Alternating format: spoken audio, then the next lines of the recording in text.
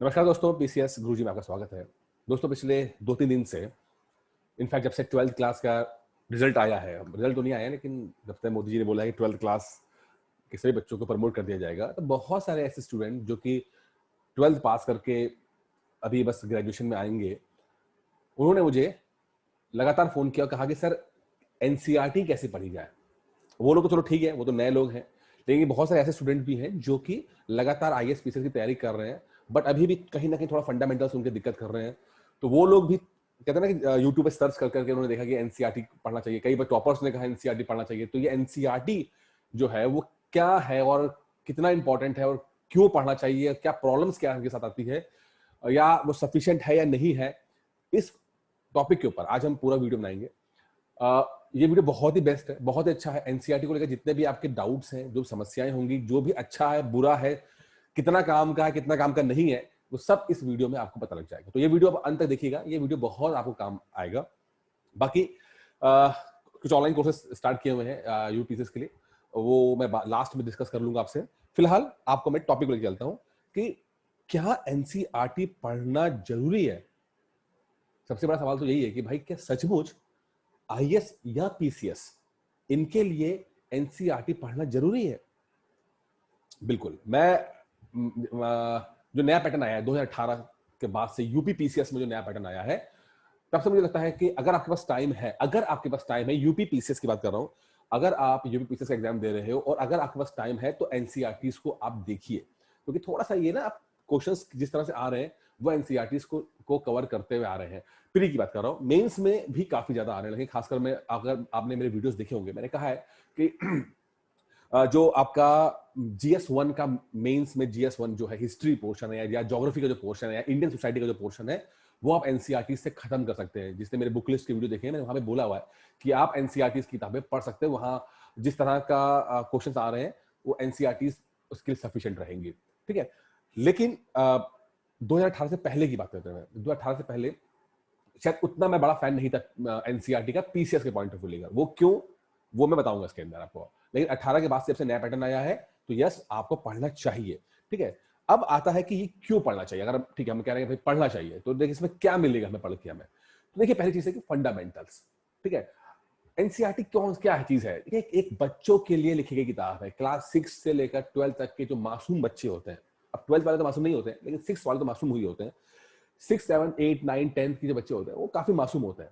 उनका जो IQ level है, उनका जो सेंस है, समझ है, वो बहुत ही बेसिक सा होता है। तो एनसीईआरटी जो किताबें लिखी गई हैं, आप देखोगे, चाहे नई एनसीईआरटी हो, चाहे पुरानी एनसीईआरटी हो, कोई भी एनसीईआरटी हो, आप देखोगे कि वो काफी आसान भाषा में लिखा गया है, इजी लैंग्वेज में लिखा गया है।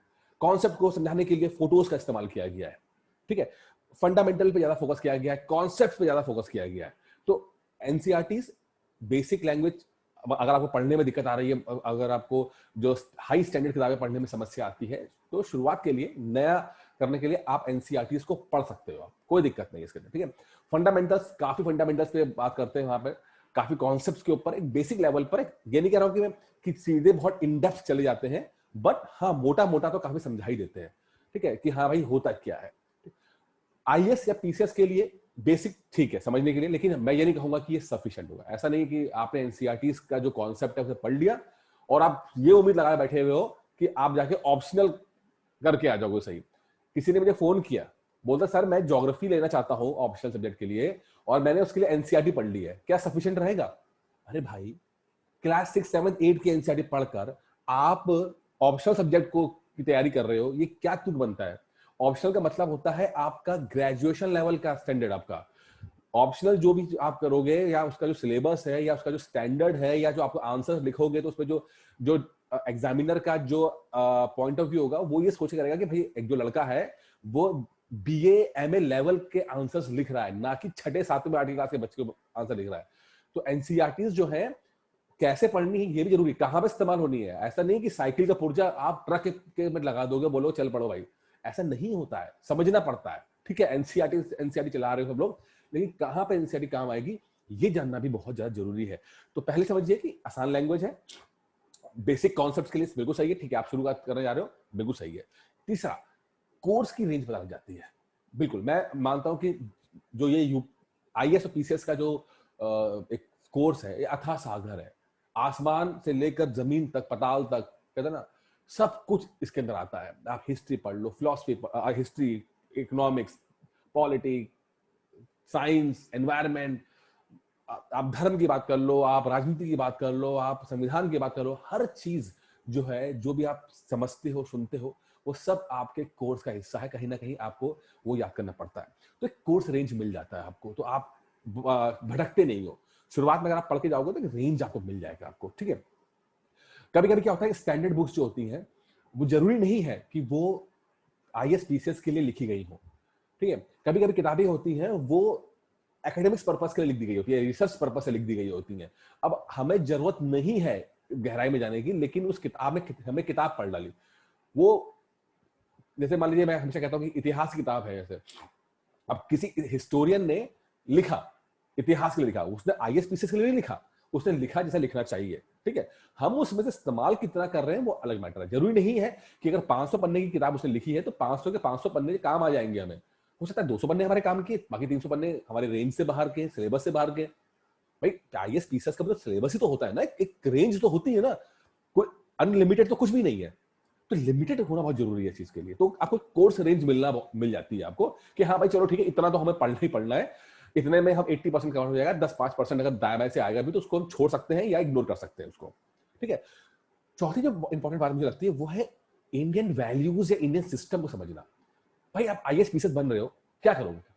नौकरी करोगे ना, हिंदुस्तान की नौकरी करोगे ना। कहाँ करोगे? गांव में काम करोगे, शहरों में काम करोगे, लोगों के लिए काम करोगे। आप राजा तो बन नहीं रहे हो, आप बन तो नौकर ही रहे हो। नौकर क्या करता है? नौकर सेवा करता है जनता की। जनता की सेवा करने के लिए आप ये एग्जाम दे रहे हो। अब आपको पता ही नहीं है भाई कि जो ये यूपीएससी वाले, कमीशन वाले आयोग, या यूपी पीसीएस वाले जो आयोग वाले हैं, वो चाहते क्या है। देखिए, वो आप में ना कुछ ढूंढ रहे होते हैं, इसीलिए एग्जाम का पैटर्न इस तरह रखा गया है। सवाल इस तरह से आते हैं कि वो ढूंढते हैं कि यार इस बंदे के अंदर क्या अपने देश को, देश का इतिहास जानता है ये? क्या ये हमारे देश का सिस्टम जानता है, एडमिनिस्ट्रेटिव सिस्टम जानता है, या सामाजिक सिस्टम के बारे में पता है इसको, या इसको इकोनॉमिक्स के बारे में पता है? तो ये सिस्टम जानना बहुत जरूरी है। एक ऐसा बंदा, एक ऐसा डीएम या एसडीएम जिसको पता ही नहीं है कि वैल्यूज क्या होती है, हिंदुस्तान की वैल्यूज, वो बेहतर एडमिनिस्ट्रेटर नहीं बन सकता, ठीक है। तो इंडियन सिस्टम के लिए जानना बहुत जरूरी है इसको। बाकी चलिए आगे देखते हैं। अब एनसीईआरटी कौन कौन पढ़ सकता है? ठीक है, हमने तो पढ़ लिया भाई एनसीईआरटी इंपॉर्टेंट है, पढ़ सकते हैं, मैंने बता दिया उसके अंदर। अब कौन कौन पढ़ सकता है? नया लोग भी पढ़ सकते हैं, पुराने लोग भी पढ़ सकते हैं। जो नए लोग पहली बार तैयारी कर रहे हैं उनको भी मैं बोलूंगा, सजेशन करूंगा कि आपको बिल्कुल, अगर आप कुछ नहीं करो तो एनसीईआरटी पढ़ना शुरू कर दो यार आप, ठीक है। घर पे रह के पढ़ रहे हो तो पढ़ डालो। और पुराने लोग भी हैं तो उनके लिए मैं बोलूंगा कि अगर आपके पास समय है तो आप एनसीईआरटी पढ़ सकते हो। अगर आपके पास समय नहीं है तो ऐसा नहीं है कि एनसीईआरटी नहीं पढ़ोगे तो सिलेक्शन नहीं होगा। यकीन मानिए, पीसीएस के लिए पर्सनली मैंने कभी भी एनसीईआरटी को नहीं पढ़ा, मैं अपनी बात कर रहा हूं मैं। और मैं दोनों बार क्वालिफाई किया, मैंने दोनों बार इंटरव्यूज दिए मैंने, ठीक है। ठीक है, थोड़ा पैटर्न चेंज हो गया है, लेकिन अभी भी कहता हूं कि अगर आप पुराने हैं, अगर आपने कई तरह की स्टैंडर्ड किताबें पढ़ ली हैं ऑलरेडी, बहुत कुछ आपने पढ़ लिया है, और आपके पास समय नहीं है, तो फिर मैं कहूंगा कि स्टैंडर्ड किताबें उन्हीं पर भरोसा करो, वो पढ़ लो आप। लेकिन अगर आपके पास समय है, ठीक है, तो आप पढ़ सकते हो, आपको फायदा ही होगा। थोड़ा फटाफट पढ़ डाला करो, ठीक है। कुछ चीजों में एनसीईआरटी बहुत बेहतर है। मैं कई बार कह चुका हूं, जीएस मेंस में जो जीएस 1 आता है उसका हिस्ट्री हो गया, आपका इंडियन सोसाइटी हो गया, आपका ज्योग्राफी हो गया, वो आप सिर्फ एनसीईआरटी से पढ़ भी लेंगे तो भी आप 90% कवर कर ले जाओगे आप, ठीक है। नए स्टूडेंट्स के लिए अगर आपको कुछ नहीं करना है तो आप एनसीईआरटी पढ़ लो। अब पढ़ना तो चलो ठीक है, अभी मैं बात डिस्कस करने आ रहा हूं, पढ़ तो लोगे, लेकिन समझो कितना, ये सवाल बना रहेगा कि क्या समझ में आता है और एनसीईआरटी से भी क्या पढ़ा जाए। वो हम अगले सवाल में कि भाई एनसीईआरटी पढ़ा कैसे जाए, पढ़ा क्या जाता है। किताब तो लिया है, परचेज, सबसे आसान काम किताब खरीदना। सबके पास पैसे भाई, आप आज हिंदुस्तान में कोई गरीबी नहीं है, सबके पास पैसे नहीं है तो डाउनलोड कर लेता है फ्री में, तो जियो ने इंटरनेट दे दिया है। सबसे आसान काम होता है किताब ले लेना, थोड़ा मुश्किल काम होता है उसे थोड़ा एक बार पढ़ देना, लेकिन सबसे मुश्किल काम होता है उस किताब को रिवाइज कर देना 6-7 बार। और जब तक आप कोई चीज 6-7 बार रिवाइज नहीं करोगे, आप उस किताब में जो इंफॉर्मेशन दी गई है उसको नंबर्स में कन्वर्ट नहीं कर पाओगे। यही रियल काम है, नंबर्स में कन्वर्ट करना। आपने क्या पढ़ा, क्या रखा, क्या खरीदा, कोई मैटर नहीं करता। मैटर सिर्फ करता है कि आपने आंसर्स में उसको यूज किया कि नहीं किया, लिखा कि नहीं लिखा। और वो तब तक आप 6-7 बार नहीं पढ़ोगे, आप नहीं लिख पाओगे, ठीक है। तो एनसीईआरटी पढ़ा कैसे जाए ये जानना बहुत जरूरी है। अगर आप पहली बार पढ़ रहे हैं और टाइम है आपके पास, पॉसिबल है आपका, तो कुछ नहीं है, पहले चैप्टर से पढ़ना शुरू कीजिए, लाइन टू लाइन पढ़ना शुरू कर दीजिए। सबसे आसान तरीका तो यही है, मुझे बहुत पसंद है इस चीज का, लाइन टू लाइन पढ़ डालो आप इसके अंदर, ठीक है। थोड़ा समझ में आया, समझ में नहीं आया, लेकिन ठीक है, पढ़ डालो उसे आप, ठीक है।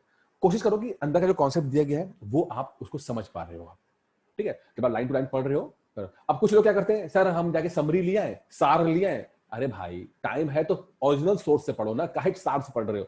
वो महेश बड़वाल का सार ले आते हैं, दृष्टि का सार ले आते हैं, सारे सार सार करते जाओगे तो नंबर भी सार में मिलेंगे, समरी में मिलेंगे, नंबर नहीं मिलेंगे। अपना भी दिमाग लगा लो ना, क्योंकि जिसने किताब बनाई होगी उसने किताब पढ़ी होगी एनसीईआरटी, और फिर वो समझा होगा, उसमें से उसने निचोड़ के निकाला होगा, पता लगा कि 100% में से उसको 50% समझ में आया, ठीक है, वो उसने लिख दिया, 50% छोड़ दिया उसने, तो क्या होगा, नंबर तो जाएंगे ना आपके। तो अगर समय है, if possible, read it line by line, line to line, word to word पढ़ लो आप, ठीक है। और कॉन्सेप्ट जो दिए उसको समझने की कोशिश करो, उसके नोट्स बना लो, बहुत अच्छी बात है, नोट्स बना लो, क्योंकि पॉसिबल नहीं है कि आप 48 किताबों को, जो किताब 48 किताबें का 6 से लेकर 12 तक, आप उसको दोबारा पढ़ पाओ, आप नहीं पढ़ पाओगे। तो नोट्स बनाना बहुत जरूरी है, अपने नोट्स बनाओ जिसको क्विक रिवीजन कर सको। क्विक रिवीजन नहीं कर पाओगे, कोई मैटर नहीं करता, रिवीजन नहीं है, 6-7 बार रिवाइज नहीं किया, कोई मतलब नहीं, कोई मेहनत की कोई कोई कोई फर्क ही नहीं पड़ेगा भाई, कुछ नहीं फर्क पड़ेगा, कितने इंटेलिजेंट हो, कुछ भी तीर मारा हो आपने जिंदगी में, अपने रिवीजन नहीं किया, कुछ नहीं, जीरो आप, ठीक है। तो जब तक 10 बार रिवाइज नहीं करोगे, नंबर्स में कन्वर्ट नहीं कर पाओगे अपनी मेहनत को, रिवीजन करने के लिए आपको नोट्स बनाना बहुत जरूरी है। अपने नोट्स बनाइए, अपने पर्सनल नोट्स बनाइए, चाहे कोई कोचिंग ज्वाइन कर भी रखी हो तब भी मैं कहूंगा कि आपके पास अपने नोट्स होने चाहिए। अपने नोट्स होते हैं भाई, जिसे है ना, अपने हाथ का है पैसा ही पैसा है, दूसरे के अकाउंट में क्या पैसा पैसा नहीं होता है, आपके हाथ का पैसा ही पैसा होता है, सिर्फ आपके नोट्स नोट्स होते हैं, ठीक है। आप कोचिंग पढ़ते हो, आप टॉपर के नोट्स आपने डाउनलोड कर लिए, आपने दुनिया की सबसे अच्छी कोचिंग के नोट्स डाउनलोड कर लिए, भैया ठीक है, पढ़ो, अच्छी बात है, लेकिन कोशिश करो कि आप उस चीज को अपने हाथों से लिखो, जो बेहतर रहेगा, ठीक है। क्योंकि बहुत सारे एमसीक्यूज क्वेश्चंस आते हैं उसके अंदर, मल्टीपल प्री वाले, और मेन से सवाल भी इसके अंदर बहुत सारे आते हैं इसके अंदर आपको, ठीक है।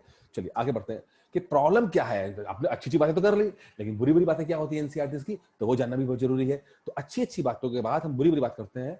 तो वो पहली बुरी बात जो मुझे एनसीईआरटी में लगती है, जो मुझे खटकती है, खासकर पीसीएस के पॉइंट ऑफ व्यू से, वो ये है कि एनसीईआरटी किताब साहब बेसिकली कॉन्सेप्चुअल बुक्स है, कॉन्सेप्ट पे ज्यादा फोकस करती है। आप देखो किताब उठा के पढ़ोगे तो कॉन्सेप्ट पे ज्यादा लिखा गया है इसके अंदर, ठीक है। लेकिन हमारा पीसीएस प्री का जो पेपर होता है वो थोड़ा फैक्चुअल होता है, फैक्ट्स आते हैं। अब कुछ लोग कहेंगे सर अब तो नया पैटर्न आ गया, आईएएस की तरह हो गया। ओ भाई पिछले 2 साल से ना तो आपके देखे फिर से फैक्चुअल आ गया। सिर्फ 2019 का पेपर जो है वो आपका थोड़ा सा कॉन्सेप्चुअल आया था, 20 का पेपर जो है वो फैक्चुअल आया है, 21 का पेपर 100% फैक्चुअल आएगा, ठीक है। क्योंकि बवाल नहीं करेंगे, 2022 में सरकार इलेक्शंस है और सरकार कोई मूड में नहीं है पंगा लेने की कि वो आईएएस के बच्चों को बिठा दे, आईएएस के बच्चों को आसान कर दे, पीसीएस के लिए मुश्किल कर दे। तो पेपर तो आपका फैक्चुअल ही आएगा भाई, मैं तो लिख देता हूं, ठीक है।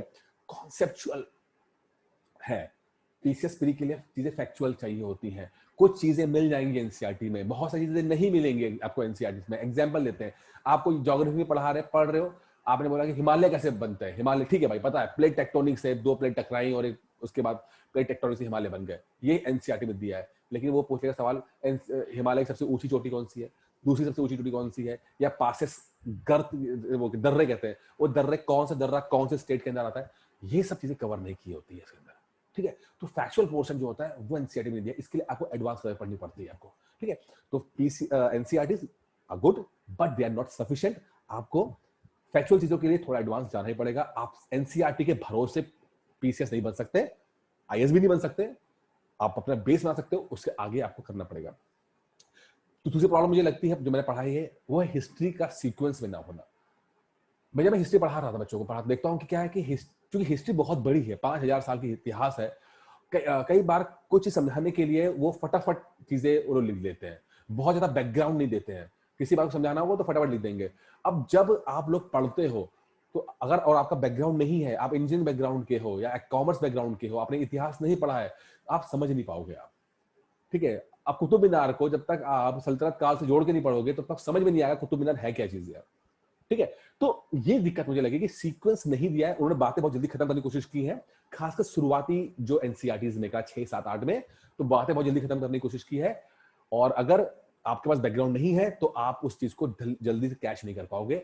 यहाँ पर टीचर्स की जरूरत पड़ती है, क्योंकि जब मैं देखता हूँ कि पढ़ाता हूँ हिस्ट्री और मैं देखा कि यार ये जो लाइन लिखी है, इस लाइन को समझाने के लिए मुझे थोड़ी कहानी बतानी पड़ेगी बैकग्राउंड, क्योंकि जब तक मैं कहानी बैकग्राउंड नहीं दूंगा, जब तक ये नहीं समझ पाएगा स्टूडेंट, तो एक टीचर की यहाँ पर इंपॉर्टेंस बन जाती है, या टीचर की इंपॉर्टेंस, या आपने पहले से पढ़ा हो तो आप उसको कोरिलेट कर ले जाओ, कनेक्शन दे पाओ उसके अंदर। तो ये है हिस्ट्री को थोड़ा सीक्वेंस गड़बड़ है। तीसरा मुझे जो दिक्कत आती है वो रिपीटिशन है, रिपीटिशन ज्यादा है। जो बात 6 पढ़ रहे हैं वही क्लास 8वीं में पढ़ रहे हैं, वही 10-12वीं में पढ़ रहे हैं, तो रिपीटिशन बहुत ज्यादा है, तो इससे क्या टाइम बड़ा खराब होता है आपका अंदर, ठीक है। तो कुछ ये प्रॉब्लम है थोड़ा सा, लेकिन ये मैं अभी भी कहूंगा कि भाई कॉन्सेप्चुअल बुक है, फैक्चुअल किताब नहीं है। फैक्ट्स के लिए आपको एडवांस किताबें जानी पड़ेंगी आपको, ठीक है। रिपीटिशन बहुत ज्यादा है तो मेहनत बहुत बार बार रिपीट हो जाती है, एक ही कॉन्सेप्ट को बार पढ़ना पड़ जाता है। और हिस्ट्री जो है ज्यादा सीक्वेंस में नहीं है, हिस्ट्री है, पॉलिटी है, तो सीक्वेंस में नहीं होने के कारण थोड़ा सा प्रॉब्लम होती है इसके अंदर, ठीक है।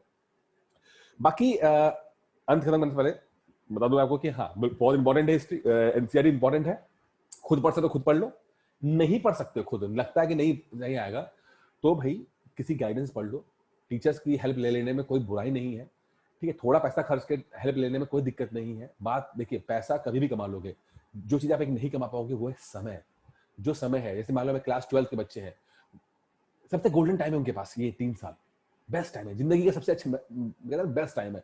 ऐसा समय जब सबसे कम रिस्पॉन्सिबिलिटीज है, ठीक है। घर वाले भी बोल रहे हैं कि 3 साल तो बेटा ग्रेजुएशन करेगा, उसके बाद जाके इस पर प्रेशर डालेंगे, ना शादी का प्रेशर, ना जॉब का प्रेशर, ठीक है। तो ये 3 साल आप अपना इस्तेमाल करो, अपना बहुत ही तरह इस्तेमाल करो।